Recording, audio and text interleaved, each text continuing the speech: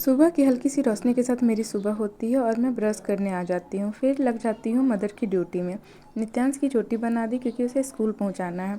फिर उसे स्कूल पहुँचा के आ गई और मैं खा रही हूँ पाइनएप्पल और अच्छी सी धूप देख के मैं आ गई छत पे कल के भीगे कपड़े को वापस धूप में डालने। आज का मौसम बहुत ही साफ़ था। आज गायें भी चरने को निकली थी। फिर मुझे याद आया मैंने तो चाय पी ही नहीं और फिर फटाक से चाय बना के पी ली और लग गई टू डू लिस्ट बनाने में। तो आज मुझे क्या क्या पढ़ना है उसका लिस्ट में बना ली है और सुबह मेरी कोशिश रहती है वायरल मैथ्स और एडिटोरियल और करंट अफेयर को कंप्लीट करने में। फिर मैं नाश्ता कर रही हूँ और फिर नाश्ता करने के बाद लंच के लिए आ गई किचन में और फिर लंच बना रही हूँ जल्दी जल्दी क्योंकि नित्यांश के भी आने का टाइम हो रहा था। नित्यांश स्कूल से आके उसे पाइनएप्पल खाने को दी और फिर थोड़ा सा टाइम उसके साथ बिता रही हूँ मैं।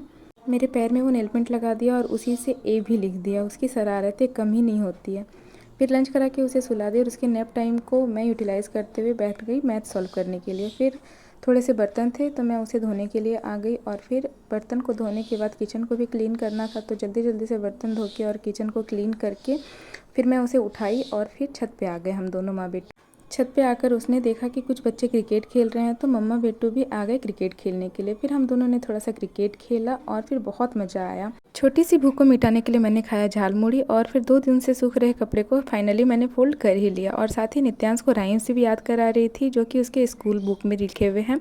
डिनर बनाने के लिए आटा लगा रही थी और नित्यांश आ गया आटा लेने लिए क्योंकि उसे बहुत पसंद है। तो फिर आज डिनर में मैंने बनाया आलू पराठा। 2 आलू पराठे ही बने नित्यांश के लिए, बाकी सूखी रोटी।